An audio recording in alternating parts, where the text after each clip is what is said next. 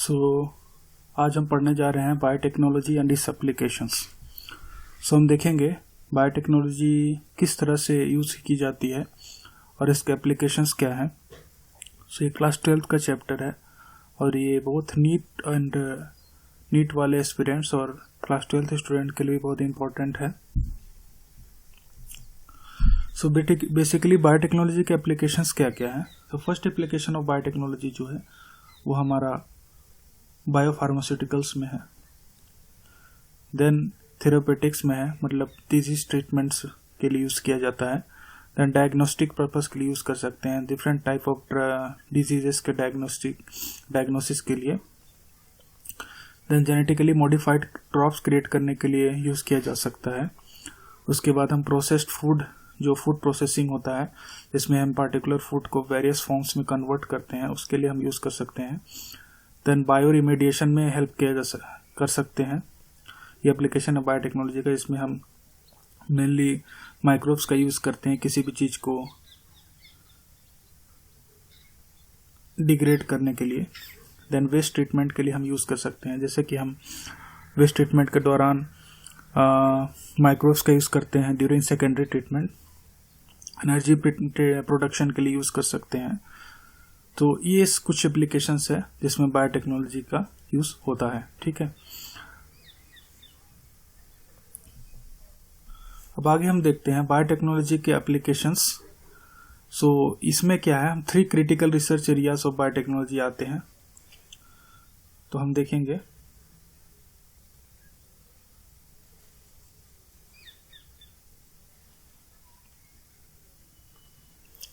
तो पहला तो है कि ये हमें बायोटेक्नोलॉजी प्रोवाइड करता है बेस्ट कैटालिस्ट। ओके, किस फॉर्म में प्रोवाइड करता है? In form of improved organism, usually microbes और प्योर एंजाइम के फॉर्म में। ठीक है, तो हमें पता है कि क्या होता है, कैटालिस्ट होता क्या है। तो कैटालिस्ट एक ऐसा टाइप का सब्सटेंस है, ये ऐसा टाइप का मॉलिक्यूल है जो क्या करता है, रेट ऑफ रिएक्शंस को बढ़ाता है। ठीक है, तो रेट ऑफ रिएक्शंस को किस तरह से बढ़ाता है कैटालिस्ट? तो इसमें क्या होता है, जैसे कि एक रिएक्शन है सपोज, और हमें उस रिएक्शन को ए टू प्रोडक्ट में कन्वर्ट करना है। जैसे रिएक्टेंट है और इसे हमें प्रोडक्ट में कन्वर्ट करना है। ठीक है, तो इसमें क्या होता है, ये रिएक्शन में एक लंबा समय लग रहा है। जैसे हम कैटालिस्ट डालते हैं ये रिएक्शन बहुत जल्दी से हो जाती है। ठीक है, तो जैसे ये है विदाउट कैटालिस्ट एंड ये है विथ कैटालिस्ट। ओके, सो इस तरह से एक प्रोडक्ट जो ये है वो B+C में कन्वर्ट हो जा रहा है। ओके, तो इसमें टाइम कम लग रहा है और इसे पता है हम क्या बोलते हैं, इसे हम कहते हैं एक्टिवेशन एनर्जी। ओके, सो ये एक एग्जांपल हो गया आपका बायो कैटालिस्ट का।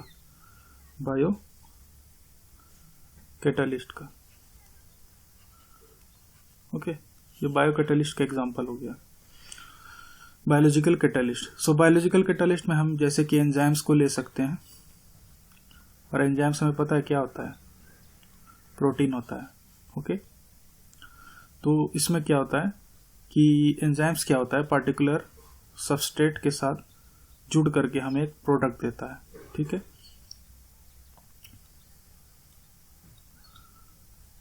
तो ये एक तरह का क्या करता है, एक रिएक्शन को बहुत फास्ट कर देता है जो हमारी बॉडीज में होती है, और इसी को हम क्या कहते हैं, एंजाइम्स कहते हैं। ओके, और सेकंड क्या है, ये ऑप्टिमल कंडीशंस क्रिएट करने में मदद करता है, जिसमें हम पार्टिकुलर कैटालिस्ट को इंजीनियर कर पाएं ताकि वो बहुत अच्छी तरह से एक्ट कर पाए। तो ये भी एक एप्लीकेशन है बायोटेक्नोलॉजी का। देन हम डाउनस्ट्रीम प्रोसेसिंग देखते हैं। डाउनस्ट्रीम प्रोसेसिंग में बेसिकली हम क्या करते हैं, कोई भी प्रोडक्ट जिसे हम बायोटेक्नोलॉजी के थ्रू प्रोड्यूस करते हैं, चाहे वो माइक्रोबियल प्रोडक्ट हो, तो उसको लास्ट में हम प्रोसेसिंग, उसको हम प्रोड्यूस करने के बाद जब उसको हम आइसोलेटेड फॉर्म में लेते हैं, तो वो जो प्रोसेस होती है उसको हमें फाइनल प्रोडक्ट पाने की, उसी को हम क्या कहते हैं, डाउनस्ट्रीम प्रोसेसिंग कहते हैं। इसमें बेसिकली हम क्या करते हैं, प्यूरिफाई करते हैं प्रोटीन और ऑर्गेनिक कंपाउंड्स को, तो इसको क्या कहते हैं, डाउनस्ट्रीम प्रोसेसिंग कहते हैं। अब हम इसका देखेंगे बायोटेक्नोलॉजी का एप्लीकेशन क्या है एग्रीकल्चर के फील्ड में। सो बेसिकली एग्रीकल्चर के फील्ड में क्या होता है, सो इसमें क्या होता है, एग्रोकेमिकल बेस्ड एग्रीकल्चर। ओके, तो इसमें एग्रोकेमिकल्स का हम यूज करते हैं। सो एग्रोकेमिकल बेस्ड एग्रीकल्चर में इस्तेमाल होता है इसका। देन ऑर्गेनिक कल्चर में भी यूज किया जा सकता है। ऑर्गेनिक कल्चर में हम मेनली यूज करते हैं इसका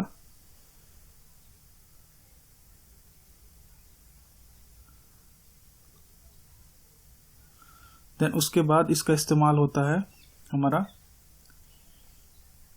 जेनेटिकली इंजीनियर्ड क्रॉप के एग्रीकल्चर उसमें, ठीक है। जेनेटिकली इंजीनियर क्रॉप जो होता है उसमें हम क्रॉप बेस्ड एग्रीकल्चर में यूज करते हैं जेनेटिक इंजीनियरिंग के द्वारा। सो ये कुछ एप्लीकेशंस है जिससे हम फूड प्रोडक्शन को इंक्रीज कर सकते हैं। That is agrochemical based agriculture, organic agriculture.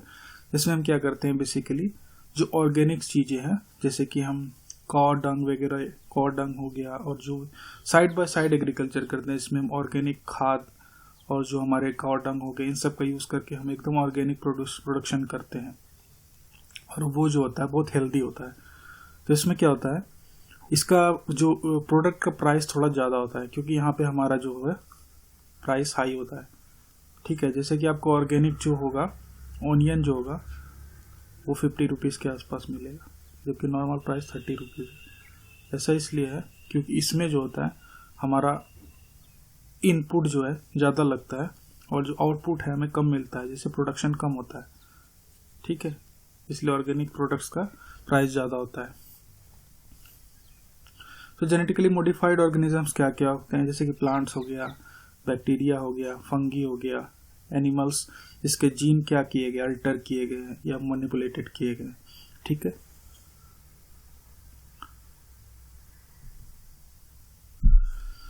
तो इसके एप्लीकेशंस क्या क्या है एग्रीकल्चर में।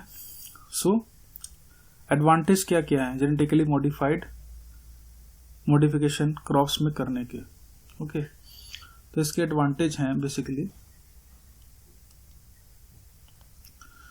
क्रॉप्स को क्या करते हैं, ज़्यादा टॉलरेंट बनाते हैं एबायोटिक स्ट्रेस के, ठीक है। एबायोटिक जो स्ट्रेस होती हैं, जो मतलब नॉन एबायोटिक का मतलब ही होता है नॉन लिविंग, ठीक है। जैसे हीट हो गया, मॉइस्चर हो गया, सनलाइट हो गया, cold, drought, salt, heat etcetera, okay. तो इससे बचाने में हेल्प करता है। उस दूसरा एप्लीकेशन इसका है केमिकल पेस्टिसाइड से जो पेस्ट रेजिस्टेंट हो जाते हैं, पेस्ट जो रेजिस्टेंट हो जाते हैं उनको खत्म करने में भी हेल्प करता है। पोस्ट हार्वेस्ट लॉसेस में वो करता है, हेल्प करता है। जैसे कि हार्वेस्ट के बाद क्या होता है, कई बार लॉस होता है बहुत ज़्यादा, ठीक है, उसमें भी हेल्प करता है। Efficiency of mineral uses by plants को ये इंक्रीज करता है, ठीक है, जिससे सॉइल फर्टिलिटी को भी कम करता है। न्यूट्रिशन वैल्यू ऐड करने में मदद करता है, जैसे गोल्डन राइस जो है विटामिन ए इनरिच्ड है, ठीक है, इनरिच्ड राइस जिसको बोलते हैं। और फोर्टिफिकेशन भी इसको हम कहते हैं, बहुत अच्छा टर्म है इसके लिए, फोर्टिफिकेशन ऑफ फूड, ठीक है। देन जेनेटिकली मॉडिफाइड जो होते हैं क्रॉप्स होते हैं उनको टेलर मेड प्लांट्स को प्रोड्यूस करने में हेल्प करते हैं, और फार्मास्यूटिकल इंडस्ट्री में भी उनसे हेल्प होता है, ठीक है। देन एप्लीकेशन क्या क्या है एग्रीकल्चर का बायोटेक्नोलॉजी में, तो पेस्ट रेजिस्टेंट प्लांट में हेल्प करते हैं, जैसे कि pest resistance such as biopesticide, need for insecticide को ये कम करते हैं, ठीक है। और एग्जांपल क्या क्या है, pest resistance some of the applications of biotechnology, BT cotton है, ठीक है। बीटी कॉटन में हम क्राई 1AB और क्राई 2AC भी यूज़ कर रहे थे, और इसमें क्या होता था, मेनली जो आपका कैटरपिलर का जो गट का वॉल है वो क्या हो जाता है, परफोरेटेड हो जाता है, ठीक है। और इसे हमने जेनेटिकली इंजीनियर प्रोसेस से प्रोड्यूस किया था, और यही एकमात्र जीएम क्रॉप है जो इंडिया में एक्सेप्टेड है, टिल डेट, ठीक है। देन बीटी कॉर्न है, बीटी ये भी बेसलेस थ्योरम का यूज करके बनाया गया था। देन राइस हो गया, एंड फ्लेवर सेवर टमाटो होता है जो लंबे समय तक सस्टेन कर सकता है। पोटैटो हो गया, सोयाबीन्स में भी हम इसका यूज जेनेटिक इंजीनियरिंग का यूज करते हैं। देन एप्लीकेशन एग्रीकल्चर में आगे हम देखते हैं पेस्ट रेजिस्टेंस प्लांट में, जैसे बीटी कॉटन हो गया। बीटी कॉटन में मैंने जैसा बताया, जैसे कुछ स्ट्रेन्स है बेसिलस थ्योरमजेनेसिस के। बेसिलस को हमें पता है क्या होता है, एक रॉड शेप्ड होता है, ठीक है। तो ये इस तरह का कुछ रॉड शेप्ड होगा, ओके, रॉड के शेप का होगा, जैसा कि फिगर में हम देख सकते हैं ये रॉड शेप्ड है सारे के सारे, ठीक है, इस टाइप का होगा। तो इसमें क्या होता है, प्रोटीन्स होते हैं जो इंसेक्ट को किल करते हैं, कोलेपोटेरेंस को, जो बीटल्स है, लिपेडोपोटेरेंस को, जो टोबैको बर्डवॉर्म है, आर्मी वॉर्म, डिप्थेरेंस को, और फ्लाइज और मॉस्किटो को, ठीक है। सो बेसिलस थ्योरमजेनेसिस का काम करने का मैकेनिज्म ये है कि एक टॉक्सिक फॉर्म करता है, टॉक्सिक इंसेक्टिसाइडल प्रोटीन, जिसको हम क्या कहते हैं, बीटी टॉक्सिन कहते हैं, ठीक है। और ये क्रिस्टल क्या करता है, एक पार्टिकुलर फेज ऑफ ग्रोथ में एक बेसिलस को किल नहीं करता, ये इनएक्टिव टॉक्सिन्स की तरह, प्रोटॉक्सिन्स की तरह प्रेजेंट होता है, ठीक है। तो ये जो आप देख रहे हैं, ये जो इंसेक्ट है ना, इसी को ये इसके गट के वॉल्स को ये क्या कर देता है, परफोरेट कर देता है, और ये कॉटन है बेसिकली, ठीक है।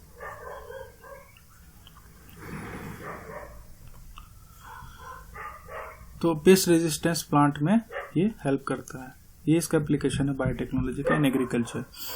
तो इंसेक्ट जब इसमें मैकेनिज्म में क्या होता है, इंसेक्ट जैसे ही इसको डाइजेस्ट करता है, ठीक है ना, इनएक्टिव जो प्रोटॉक्सिन्स हमारे जो इनएक्टिव थे, प्रोटॉक्सिन्स जो थे हमारे इनएक्टिव थे, ठीक है, इनएक्टिव के बाद क्या हो जाते हैं, एक्टिव हो जाते हैं जैसे ही उसके गट में जाते हैं, ठीक है। अब इसके गट में ऐसा क्यों हुआ, आप सोचने वाली बात है, क्योंकि यहाँ पे अल्कालिन पीएच है। अल्कालिन पीएच मतलब जैसा कि हमें पता है पीएच स्केल पे हम 7 के ऊपर जाते हैं तो हमें बेसिक मिलता है, ठीक है, और नीचे आते हैं एसिडिक मिलता है, और अगर बीच में आएंगे तो हमें न्यूट्रल मिलेगा। अल्कालिन मतलब है 7 से ऊपर होगा, ठीक है। तो ये बेसिकली अल्कालिन पीएच होता है। तो इससे क्या होता है, जो क्रिस्टल होते हैं वो सोल्यूबलाइज हो जाते हैं, ठीक है। तो टॉक्सिन जो होता है वो सरफेस पे बाइंड कर जाता है ये इसके इंसेक्ट के, उसके क्या करता है, मिड गट का जो इपिथेलिया होता है और उसमें पोर्स बना देता है छोटा छोटा, ठीक है, इस तरह का पोर्स बना देता है। तो इससे क्या हो जाता है, इसकी लाइसिस हो जाती है इंसेक्ट की, ठीक है। तो ये बेसिकली बीटी क्रिस्टल्स है, जैसा कि फिगर में आप देख सकते हैं, ये बीटी कॉटन है। तो इन लोग का काम करने का मैकेनिज्म ऑलमोस्ट बीटी कॉर्न है, ऑलमोस्ट सिमिलर है। तो इंसेक्ट मिड गट का सेल्स है, ठीक है। टॉक्सिन्स जो होते हैं वो मोनोमर फॉर्म में आते हैं यहाँ पे, ठीक है, रिसेप्टर पे बाइंड करते हैं। मिड गट के जो सेल होते हैं उनमें कुछ रिसेप्टर्स होते हैं, वहाँ बाइंड करते हैं। उसके बाद क्या होता है, ये डिटेल मैकेनिज्म में दिया हुआ है कि सेल जो मेम्ब्रेन होता है उसके ऊपर कैथरीन नाम का प्रोटीन होता है, ठीक है। तो टॉक्सिन को होते हैं ओलिगोमर फॉर्म कर लेते हैं। उसके बाद क्या होता है, जीपीआई एंकर्ड प्रोटीन पे जाके बाइंड करते हैं, ठीक है। ये काफी डिटेल में दिया, आपको इतना जरूरत नहीं है, लेकिन आप चाहें तो इसको रेफरेंस लेके पढ़ सकते हैं। उसके बाद क्या होता है, मेम्ब्रेन इंसर्शंस बन जाते हैं, जिसमें क्या हो जाते हैं, ये ऑस्मोटिक लाइसिस हो जाता है, ठीक है, सेल का ऑस्मोटिक सेल लाइसिस, ठीक है। और सेल की क्या हो जाती है, डेथ हो जाती है, और लार्वा जो होता है वो मर जाता है, जिससे हमारा कॉटन का प्लांट क्या होता है, बच जाता है, ठीक है। तो ये मैकेनिज्म था इसका काम करने का। तो और हम आगे एप्लीकेशंस में देखते हैं बीटी कॉटन का। तो इनमें से हम आइसोलेट कौन सा करते हैं, बीटी टॉक्सिन जीन कहाँ से आइसोलेट किया गया था, बेसिलस थ्योरमजेनेसिस के से किया गया था, और इसको इनकॉर्पोरेट किया गया था crop plant such as cotton में, ठीक है। तो बीटी टॉक्सिन्स को क्या करते हैं, इंसेक्ट ग्रुप स्पेसिफिक होते हैं, और इनमें कोड कौन सा जीन किया जाता है, क्राई1AC, और इसका नाम क्या रखा गया था, क्राई। प्रोटीन जो होते हैं जो क्राई1AC और क्राई2AB का कंट्रोल करते हैं, वो बेसिकली एक्ट करते हैं आपका कॉटन बोलवॉर्म पे, ठीक है। और क्राई1AB जो होते हैं वो किस पे करते हैं, कॉर्न बोरर पे काम करते हैं। ठीक है, तो आगे हम देखते हैं जो nematode resistance plant in tobacco. ठीक है, नेमाटोड रेजिस्टेंस कैसे प्रोड्यूस किया गया। तो एक नेमाटोड था जिसका नाम था मिलोडिजियन इनकोग्निशिया। ठीक है, तो ये क्या करता था, mainly roots of tobacco plant में इन्फेक्शन करता था और जिससे क्या होता था, यील्ड को ये कम कर देता था। तो ये कैसे प्रिवेंट किया गया था, बाय RNAi टेक्नोलॉजी। ठीक है, इसको कहते हैं RNA interference technology, RNAi short में बोलते हैं। ठीक है, इस स्ट्रेटजी में क्या किया गया था, तो इसमें एक मैकेनिज्म है एक तरह का सेलुलर डिफेंस का, यूकैरियोट्स में होता ही है, ये प्रेजेंट होता है। तो इसमें क्या होता है, जैसे कि हमारा जो mRNA होता है ना, mRNA, ठीक है, तो इसकी ट्रांसलेशन के बाद ही तो प्रोटीन बनता है। ठीक है, और पहले ये DNA होता है, DNA कन्वर्ट होता है mRNA से क्या बनता है, प्रोटीन होता है। ठीक है, तो बेसिकली हम समझे तो जैसे सेल है, ठीक है, तो न्यूक्लियस में हमारा DNA से mRNA बना और इसके बाहर जो प्रोटीन बन के आता है। ठीक है, DNA mRNA देन प्रोटीन। ठीक है, तो होता क्या है कि ये जो प्रोसेस हुई DNA से mRNA बने, इसको हम ट्रांसक्रिप्शन बोलते हैं, और mRNA से प्रोटीन जो बने उसको हम ट्रांसलेशन बोलते हैं। ठीक है, तो हम क्या कर रहे हैं, हम ट्रांसलेशन को रोकते हैं। ठीक है, तो इसको हम क्या कह सकते हैं, ट्रांसलेशनल इनहिबिशन। ठीक है, ट्रांसलेशनल इनहिबिशन करते हैं। तो mRNA को क्या करता है, इस मेथड में हम साइलेंस करते हैं। ठीक है, अगर सपोज mRNA है, ठीक है, तो इस पे क्या होगा, राइबोसोम बाइंड करेगा और प्रोटीन्स को सिंथेसाइज करेगा। तो अगर हम इस mRNA को एक और कॉम्प्लीमेंट्री स्ट्रैंड से जोड़ दें तो राइबोसोम्स ना ही इस पे एफिशिएंटली बाइंड कर पाएंगे, ना ही प्रोटीन सिंथेसिस होगा। तो यही, इसी को हम साइलेंसिंग कहते हैं। ठीक है, और RNAi का मतलब ही यही है। तो इसमें क्या करते हैं, साइलेंस कर देते हैं। कैसे, complementary double standard RNA molecule बना करके। तो ये बेसिक एग्जांपल है। और जैसे फिगर में देख सकते हैं, काफी ब्यूटीफुल फिगर है। इसमें मिलाडिजिन इनकोग्निशिया है, ये रूट्स में है टोबैको प्लांट के। ठीक है, और ये है आपके टोबैको प्लांट। इससे होता क्या था, ये क्या करता था, इसके टोबैको के यील्ड को कम कर देता था। तो ये RNAi टेक्नोलॉजी से इसको कंट्रोल किया गया। ये तो बहुत अच्छा एग्जाम्पल है एक। अब हम आगे देखते हैं। तो सोर्स ऑफ कॉम्प्लीमेंट्री RNAi कहाँ से लेते हैं हम, बाय RNA वायरसेस और मोबाइल जेनेटिक एलिमेंट्स, और जिसको हम क्या कहते हैं, ट्रांसपोजोन्स बोलते हैं। ठीक है, जो RNA इंटरमीडिएट से रेप्लिकेट करते हैं। एग्रोबैक्टीरियम वेक्टर्स जो होते हैं उसका हम यूज करते हैं। ठीक है, एग्रोबैक्टीरियम वेक्टर का मेनली हम यहाँ पे यूज करते हैं। हमें कुछ तो चाहिए जो सेल के अंदर क्या कर सके, इस जीन को या इस पार्टिकुलर RNA को इंसर्ट करा पाए। तो हम क्या यूज करेंगे एज ए वेक्टर। वेक्टर क्या होता है, कैरियर एलिमेंट होता है। ठीक है, हम यहाँ क्या यूज करेंगे, एग्रोबैक्टीरियम टूमेफिशियंस, जिसको हम क्या बोलते हैं पता है, genetic engineer of plants. Natural, वो भी natural genetic engineer of plants, क्योंकि ये नेचुरली पाए जाते हैं और इनमें कैपेबिलिटी होती है कि जेनेटिक इंजीनियर की तरह एक्ट कर पाए, कैरी कर पाए। तो जो नेमाटोड स्पेसिफिक जीन होते हैं वो इंट्रोड्यूस किए जाते हैं होस्ट प्लांट में, और वो क्या करते हैं, एक सेंस और एक एंटी सेंस RNA को प्रोड्यूस करते हैं। ठीक है, सो ये दोनों RNA क्या होते हैं, कॉम्प्लीमेंट्री होते हैं। तो क्या कर लेते हैं, डबल स्टैंड बना लेते हैं। तो इससे क्या होता है, RNA इंटरफेरेंस की प्रक्रिया शुरू होती है, जो मैंने पहले बताया था। ठीक है, पिछले स्लाइड में। और इससे क्या होता है, स्पेसिफिक mRNA जो नेमाटोड का होता है वो क्या होता है, साइलेंस हो जाता है। इससे इसका एक्सप्रेशन नहीं होता है और जो हमारे रूट्स हैं वो ठीक रहते हैं, इन्फेक्शन नहीं होता उनमें। तो उससे क्या होता है, जो हमारा मेलोडिनस इनकोग्निशिया जो पैरासाइट है सर्वाइव नहीं कर सकता है ट्रांसजेनिक होस्ट में। ठीक है, क्योंकि उसमें RNAi की टेक्नोलॉजी ऑलरेडी लगाई जा चुकी है वेक्टर की मदद से। ठीक है, तो इससे क्या होता है, हमारा RNA जो होता है मिलोडिनस इनकोग्निशिया का इनहिबिट हो जाता है, जिससे टोबैको की यील्ड हमारी बढ़ जाती है। तो एप्लीकेशन इन मेडिसिन में क्या क्या हम देखते हैं। Thank you.